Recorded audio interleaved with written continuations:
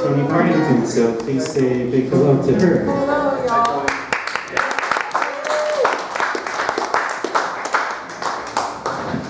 Thank you. I'm going to just make a quick announcement.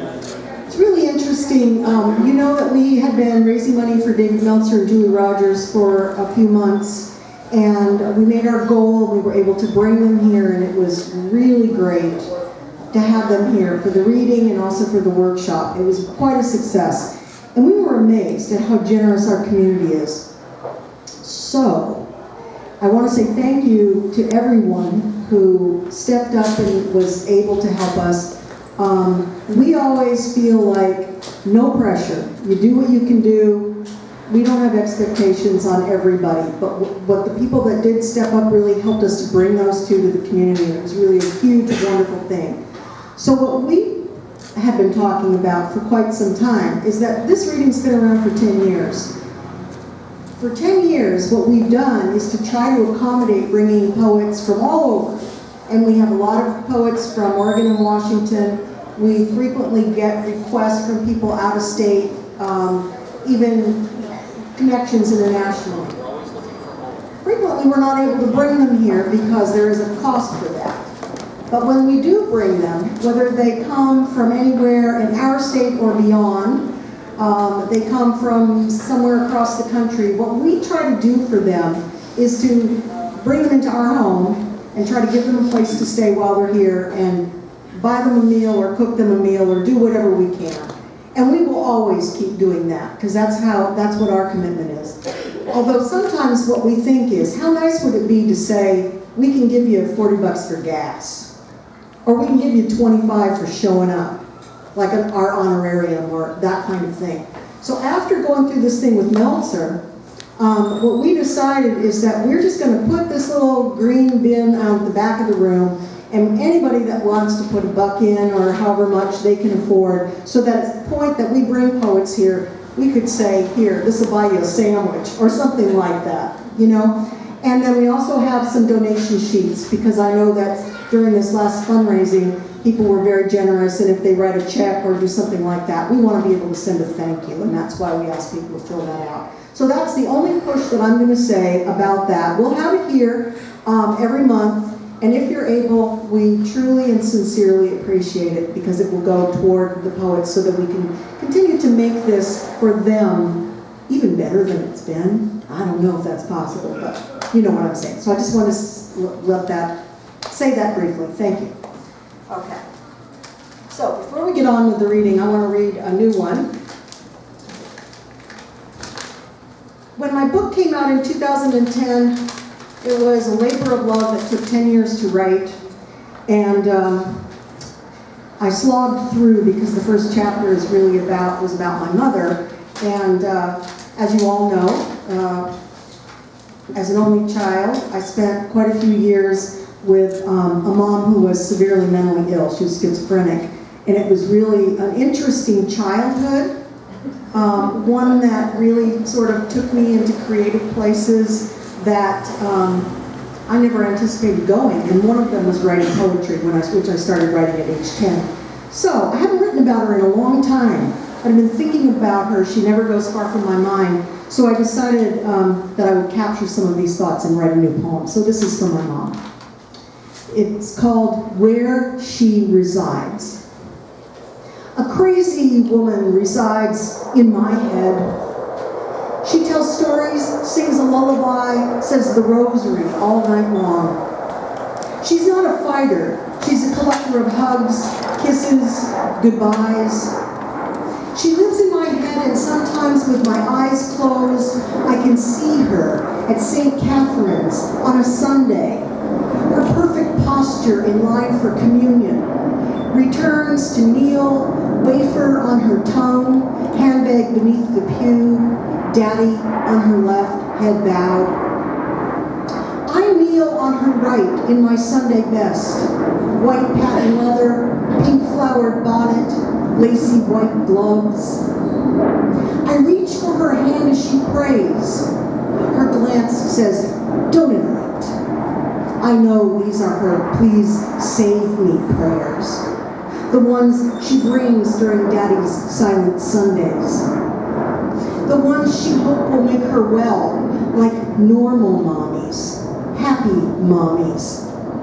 There's a crazy woman in my head. She never leaves, and if I tried harder, I could have saved her. I was the strong one even then. Now, 39 years since her stroke, decades since her voice left my ears, I get quiet, close my eyes, and wait.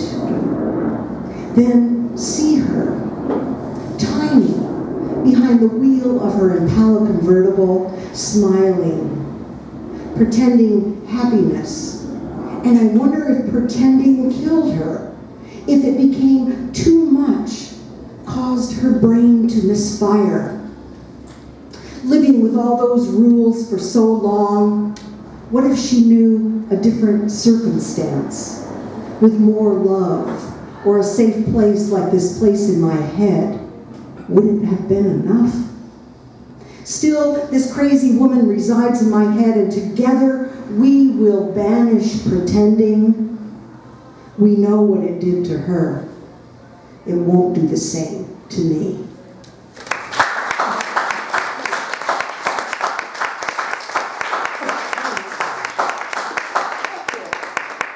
And now I would like to introduce to you, once again, Bryce Schramm. Bryce, come on up here.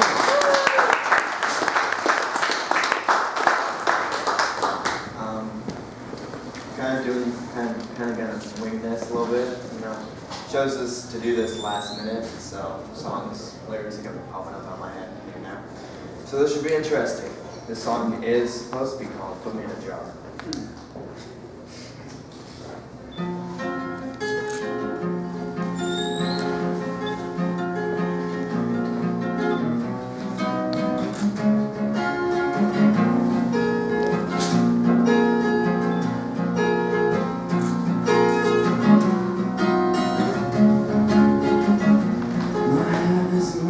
Right, some chairs need to be tightened, but that's just who I am.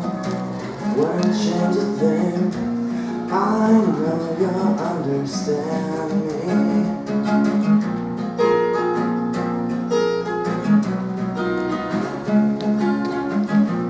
I know I'm not the only one who thinks like this. Sometimes it just takes me longer to choose the right things to say. Put me in a jar on top of a shelf, hidden away, that burns my skin. Put me in a jar on top of a shelf, hidden away, that burns my skin. I got friends who think the same. They're just like me. They're all loose in the head. Just makes them special. Wouldn't change a thing. Makes them unique. That's just who they are, just like us. Put me in a jar on top of a shelf, hidden away, that burns my skin. Put me in a jar on top of a shelf, hidden away, that burns my skin.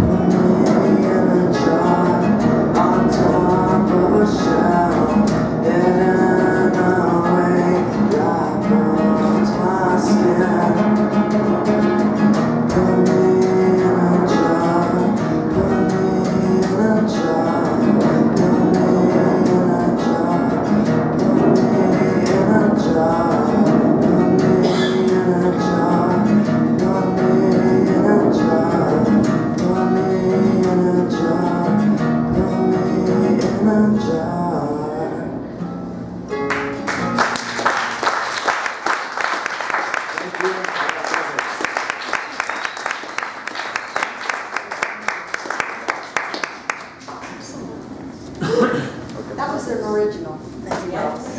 Yeah.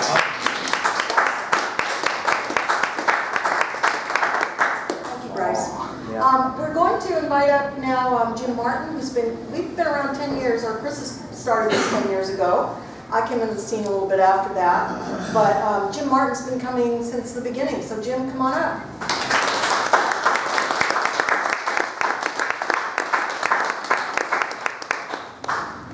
Thank you.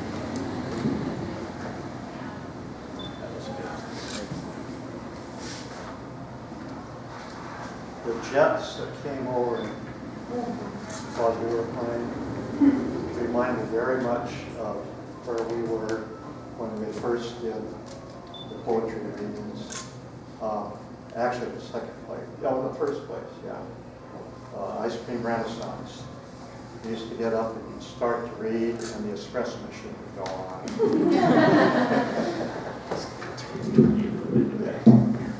Okay. I have two. One came from, I'm interested in Emily Dickinson. I really didn't understand a lot about her through most of my life. I read her every now and then as I was growing up and as I matured. She's a very interesting person. She has her own way of using words. And so if you read her poetry, and you read the words in the way that we read words, like the words that she says, we get a completely different meaning from the poem that we would if we read her life and thought about the way she used words. She used words in a way, she had her own way of taking space-time and taking her words away from the way mass and energy lock words in place and give them only one meaning. And so I'm really beginning to appreciate that, the way her words don't really say what they're saying. They say something else, and that something else is very interesting. And so this is just my sort of my response to what I've been thinking about. Expression. Why so important? Is it not just blathering out to the world? Or might it be an artifact, a product of thought carefully done deep within? And the thought, the thing of value to me, collecting and focusing the thought, frees me, empowers me in my world, releases me to be myself. Expression grows, self-expressed. My thought grows me. This was from her phrase, the transport of the aim. When you sit down to write something, that vision, if it's deep within you, is your aim, and it transports the word. I'm not saying that very well. And this is a poem that I wrote shortly after I met Chris.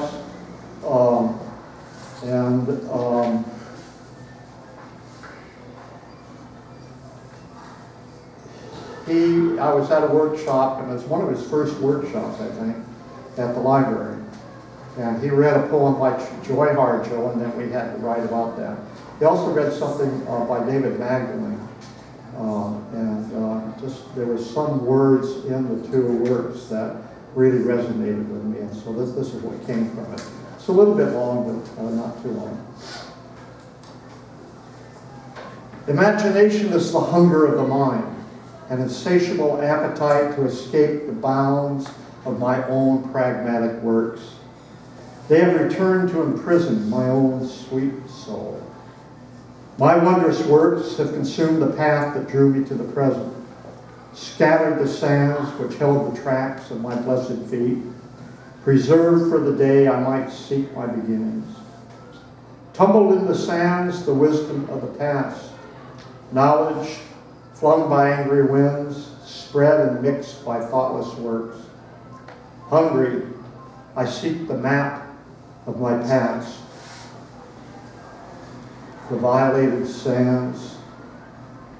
Prostrate, my fingers search the grains of the map, grasp for one meaningful line, a sign of a road, a gritty symbol of hope.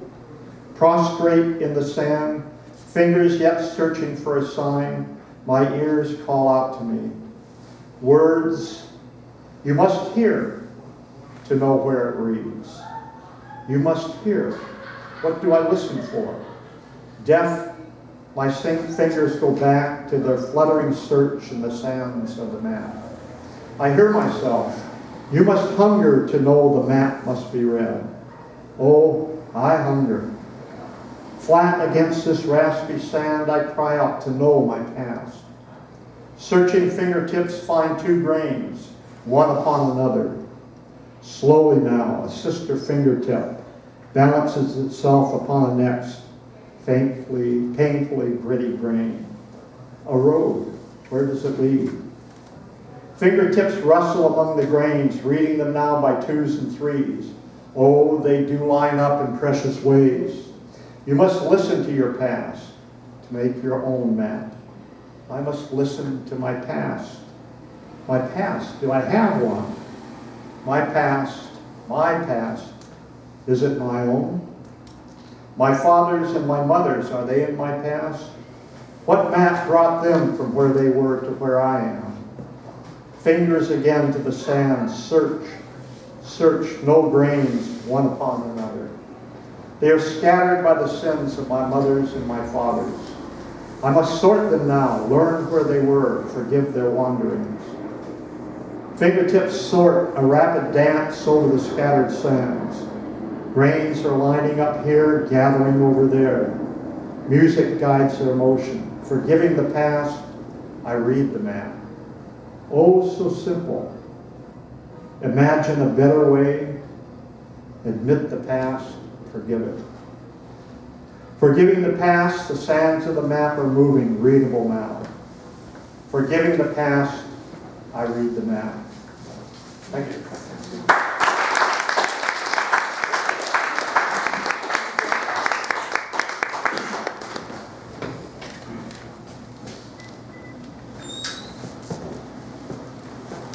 think we've got music coming from somewhere.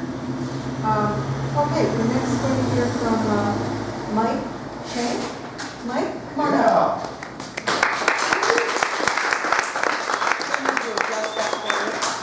Okay. I'm sorry, I'm slightly taller than your average bear. Well, you're definitely taller than me. I have it all almost all the way down. Let's see, step up to that and see if that's going to work for you. Can you hear me? Yeah. Yeah, buddy. Excellent. All right. So I had never been to one of these until like 6 months ago, and I tried it out, and it was really cool. But I am finishing up my final term at Clark College, and it's super duper busy, man. Super duper busy. Kept me away from my passion. So I kept my heart on life support, but I'm back.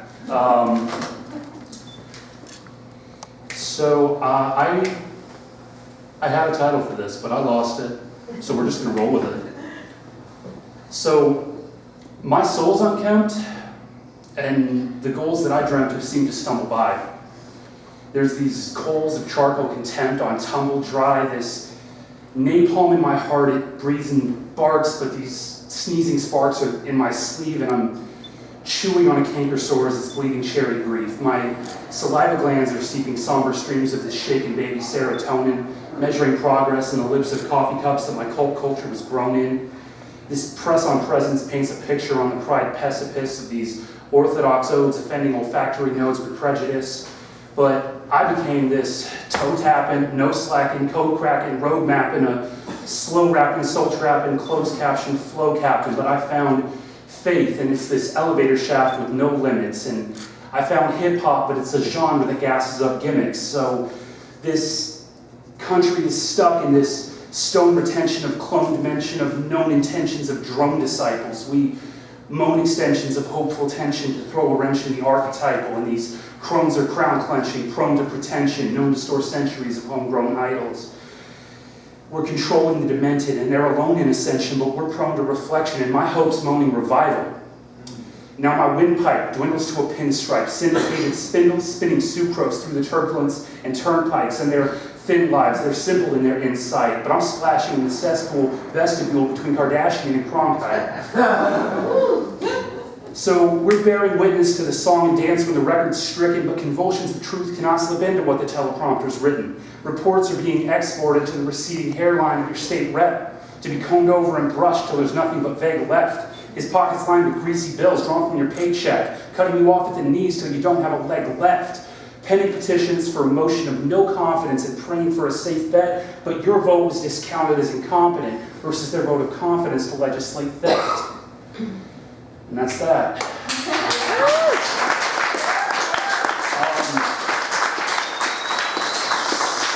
Thank you. So in my final term, I'm taking a class called Race, Privilege, Sex, and Status with a woman named Diane Olner. If ever you decide to go back to school, hit her up, she's fantastic. But we have a class project, and what our class project is, it was going to be that we were going to throw a performance. However, I grossly underestimated how much of an undertaking that is, and we only have a couple weeks. So what we're going to do instead is we're setting up a channel on YouTube, and what we want to do is we want to encourage people who have any poems about social justice or anything that they witness to contribute. And we're still in some of the planning phases, but I plan to return for the Ghost Town in June. And I'll have some contact information and some links and some things of that nature. So if you folks are interested, if you know of anyone else who's interested, if you go to another reading where you think that someone's poem would fit the criteria for just sort of challenging social institutions or questioning them, we welcome that. And I'd really like for everyone to be a part of it.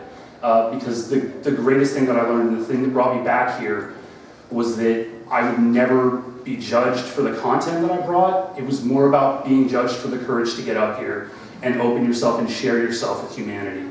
And I thought that was beautiful, so that's what I'm going to perpetuate. I really appreciate you guys. Thank you so much.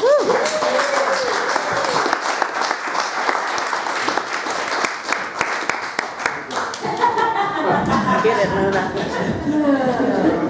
You just made me feel small, dude. Thank you so much, that was great. I think one of the things that's beautiful about the Ghost Town community is that when we leave the list on the music stand, no one takes it. I didn't know where it was, I'm glad it's still here. And I've been to readings. There was a great Portland reading, raise your hand if you've been to it, that was called Subterranean Beat Revival. Anyone here who ever did that? No? Okay. The guy who hosted it, first there was a guy named Mike Molotov, and then later was a guy named Chris Cottrell. And somehow they were able to, and tons of people showed up for this thing, and it was dark, where they did it like pitch black. They were able to just sort of remember everybody who came in and tell their names. My memory is not that good. I need the list for sure. Okay, so next we're going to hear from Bob Sunshine. You still around? There he is. Come on up, Bob.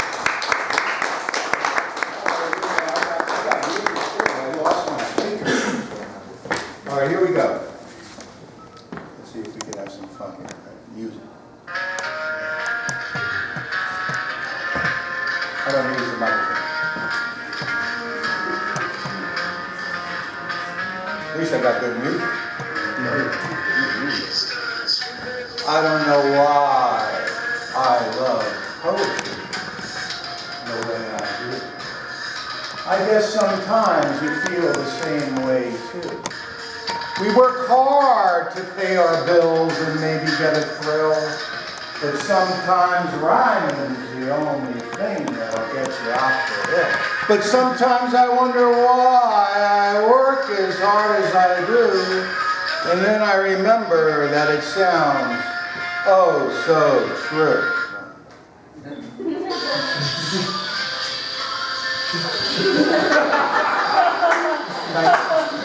I love you too, buddy, but you're not going to get in this group. I forget what the numbers are sometimes. Okay, I need a warm-up before I do poetry, so I'm going to do one warm-up. You're allowed, my warm-ups are participationable. Okay? Let's see what this one is. Okay. Not tonight. Here we go.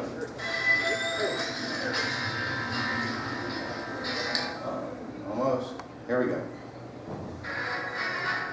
Okay, here we go. Sorry. I'm gonna go loud because I don't have my mic. A, B, C, D, E, F, G, H, I, J, K, L, M, N, P, Q, R, S, T, U, V, W, X, Y, Z. Everybody on the chorus that's coming up. A, B, C, D, E, F, G, H, I, J, K, L, M, N, O, P, Q, R, S, T, U, V, W, X, Y, Z. All right, enjoy. Written today, of course. I don't like old material. It bores me, but you got to save it anyway.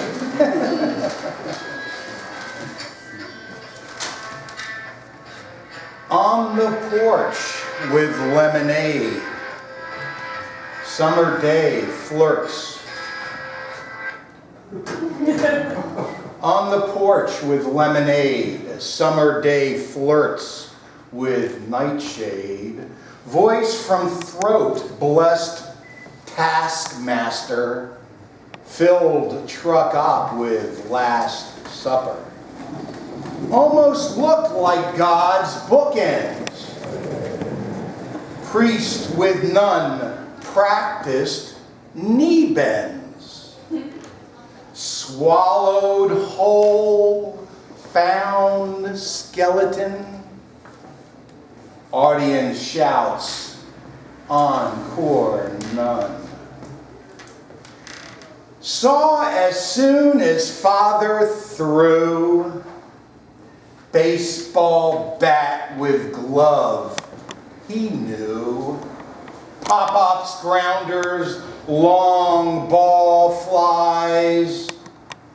Just remembered old school ties. Introduced himself, handshake. Understood yelling, namesake. 2 or 3 still on the bench. Almost dug up his own stench. 2 more will do. Why tell him fable fiction? Believe he must, all or none. Tree limbs burnt, branch goblin's lamp. Facelift smile with time-stamped clamp. Last one. Thank you, Christopher. This is beautiful. Donkey's cowbell. Devil's spell. Leak on roof. Artesian well. Land that I once walked. Ground swell.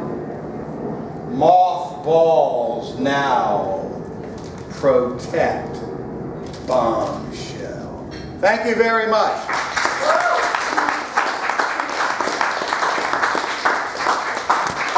Thank you very much. Thanks, Bob. And next we're going to hear from Bruce Hall. Welcome, Bruce.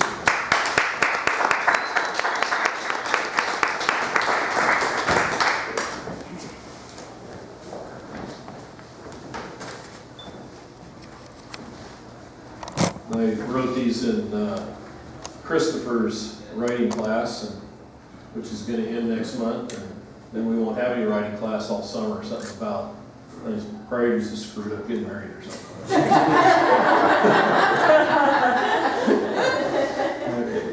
It's called Neither Did I. Viagra by Pfizer Chemical. The erection magic for the ages. publicly announced 6 months before it went on market. Pfizer's stock soared. Did you buy early? Neither did I. Google. Did you get in on the start before they owned the world? Neither did I. Facebook.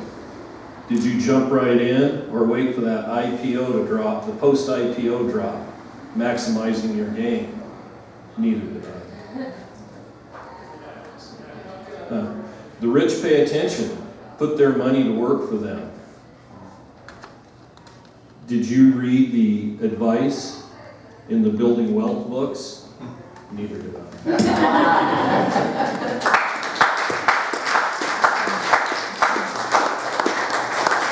And this one was on a prompt for negative capability. The number lines run both directions, left or right. One side is positive, ever building. Larger and larger, the sums, counts, multiplications. Infinity, the area beyond the finite. Just beyond and forever out of reach.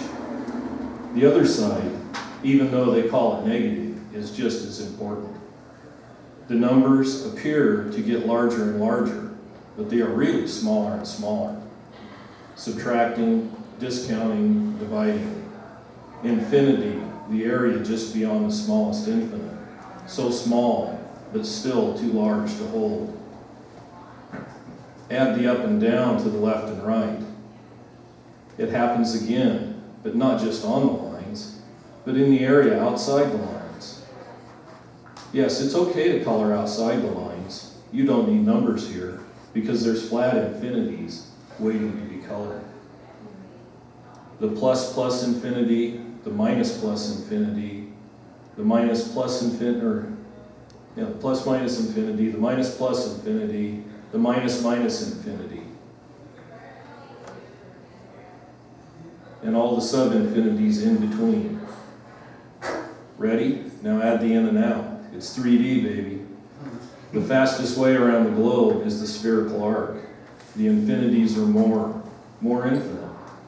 Except at that spot. 0. There are no infinites at 0. There are no finites at 0. It is the null set. It is everything and nothing. The beginning of the never-ending end.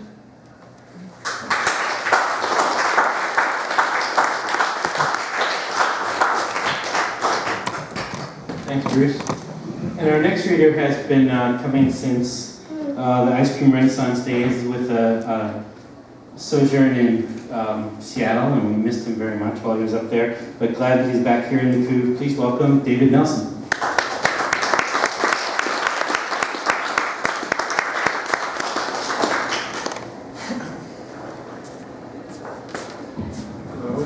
Hi.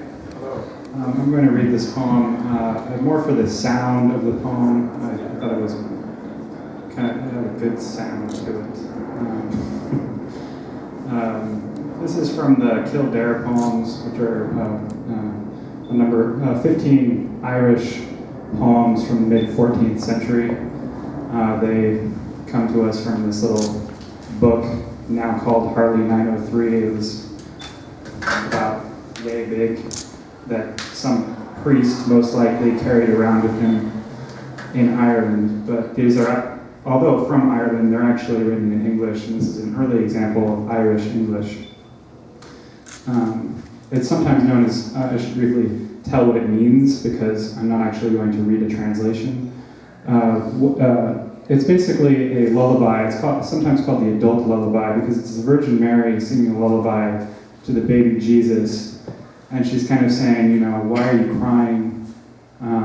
Well, I guess it makes sense that you'd be crying because the world is a really horrible place, basically.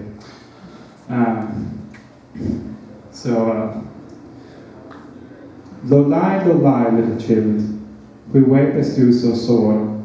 Nedis most du wepa, it was a yarkit de jore. Ever to live in sorrow, and second morn era. Ask the elder did at this. Will he hear leave this war? Lo lie, little chill, lo lie, lo. In tone, couth word, in common, so erto. Best is understood is the fish is in the flood, and age share the livers, a market of bone and blood. When it cometh to the world, it doth himself soon good. All but the wretched bold, that is Artemis' blood. Lo lie, little child, to card it to be met. Thou knowst not this world is willed, before there is a set. Child, if betideth that, thou shalt thrive and thray. Thank thou were fostered, up the mother can ever have moon in the heart of those things tray. When thou comest, when thou art, and what shall come of thee. Lo lie, little child, lo lie, with sorrow to come into this world, with sorrow shalt wend away. Nay trist to tell this world, it is the full foe, the rich they maketh poor, the poor a day shall sow. It turneth woe to weal, and ache weal to woe. Nay trist no man to this world, will it turneth so. Lo lie, little child, the fault is in the whale, thou knowst woe the turn, to woe other well. Child, do earth a pilgrim, in wickedness he bore, though wanderest in this false world, though love hath there before. Death shall come with a blast out of a well in whore, Adam his kin down to cast, himself hath he go before. Lo lie, little child, so woe the world that am, in the lone the paradise, broke wickedness of Satan. Child, du ne'er a pilgrim, bod en uncouth gist, the Taoist beath it hold, the eternest, the yearnest beath it guest. Whether thou shalt wend north or east, death shall betide with bitter ball in breast. Lo lie, little child, this woe Adam the rocht, when he of the Abelate, and Eve hit him betalked. Thank you. Wow.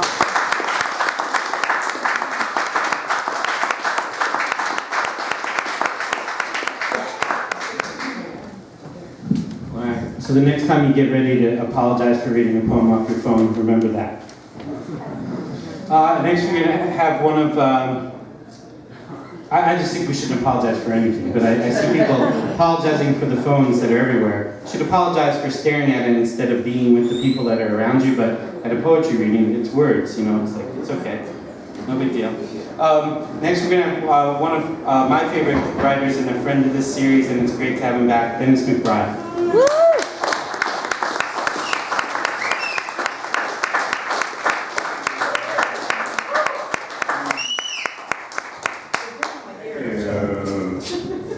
Did you write that? Always been fascinated by lyrics, how they work. There's some X factor with music and language, and it just works. You can. Hank Williams can write, "I saw her coming down the street, and my heart fell at her feet," and it just knocks me out. Wow, how did they do that? It's a simple word. Okay. What was I going to say? Probably a I was thinking of Emily Dickinson too, because every time I think of Emily Dickinson, I think of several theologians came to visit her father one day, and that night in her journal she wrote, "They said sacred things aloud and embarrassed my dog."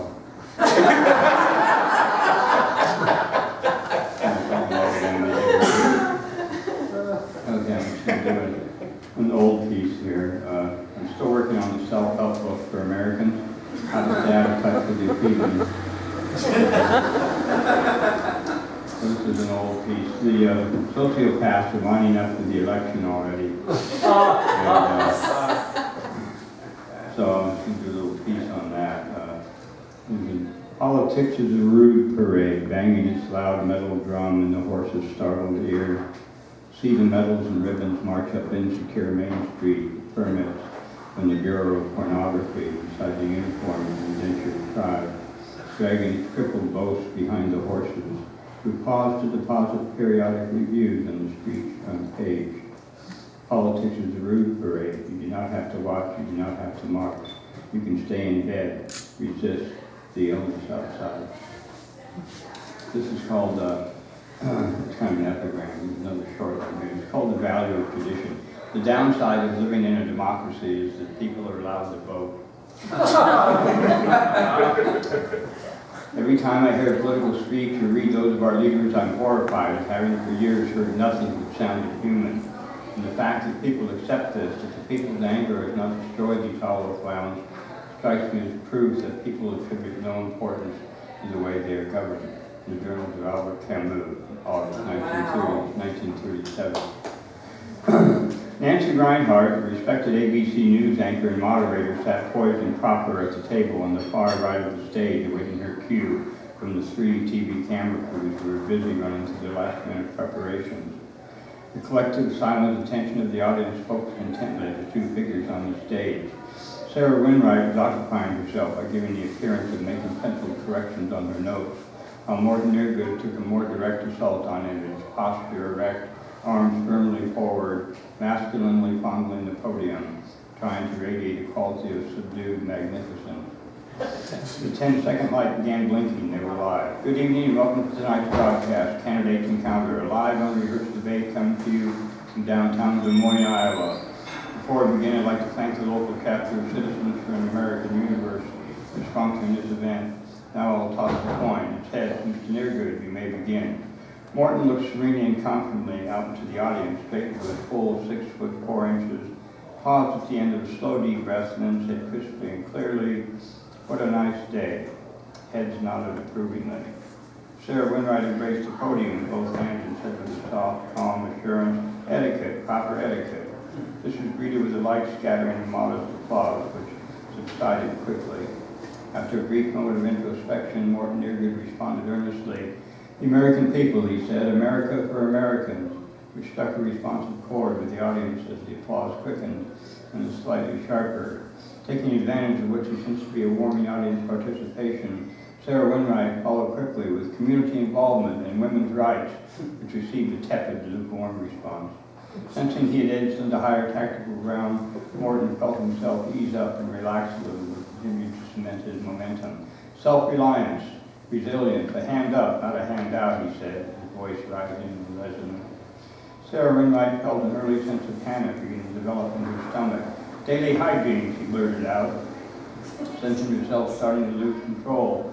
To her relief, this was received with a somewhat sharp, respectable response. Sensing opportunity, Morton followed without hesitation. "Clean air and water, safe toys for our children." He was caught slightly off guard as he heard the clear, strident voice from Mrs. Winwright. "Stronger education and competition," which was followed disturbingly by a burst of spontaneous, vigorous clapping. He felt his anger rise to deceptive the word he had planned on using. He shot back, "Universal health care," which garnered him only an obligatory, polite response. The audience began to shift anxiously, sensing a growing intensity. Sarah Winwright considered pausing here, but felt the audience's insistent rhythm like an ardent lover urging her on. "Family unity," she said louder than she'd intended. The audience burst forth excitedly, unanimous and sustained applause. The ardent lover was aroused. The candidates themselves now became caught up in the frenzy of adulation. Sarah Winwright yelled out, "War on drugs, gambling, and sex," and then realizing her excess moderated illicit sex and pornography. Morton Eargood led law and order, liberty and freedom, which further fanned the heated audience, and then caught up in his own fervor. Forgetting that it was his opponent's turn, Morton continued with loud reverence, "War on terrorism." The audience screamed. "In pluribus unum," shouted Sarah Winwright, nearly breathless. It was then that Morton received an inspiration that seemed to shift the center of his gravity. "God," he screamed, clutching the microphone in both hands. The audience, unable to resist themselves, exploded. They rose to their feet, screaming, yelling, and clapping with a thunderous, deafening tidal roar. All semblance of decorum was lost. The camera crews began hurrying their equipment through the exit doors as people scrambled like terrorized elephants across the burning field, down the aisles, across the orchard toward the stage. Several people fell to their death on the second floor balcony seats, and one woman went to early labor and delivered a brand new American baby boy in aisle 5, whom she would later name Morton. The last televised glimpse America had of Morton Eargood was of his back hastily disappearing to an exit door amid a flurry of insecure security guards.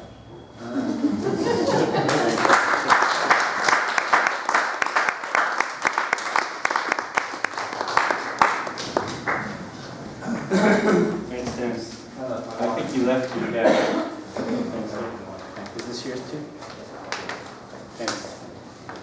Yeah, it's so good to have you back here after all this time. Now you can be back. And next we're going to hear from George Thomas.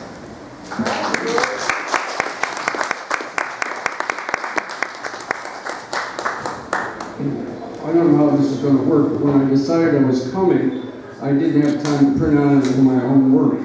So I grabbed this off the shelf. This is the work of Jeff Peterson. This is a book, Fiery Messengers.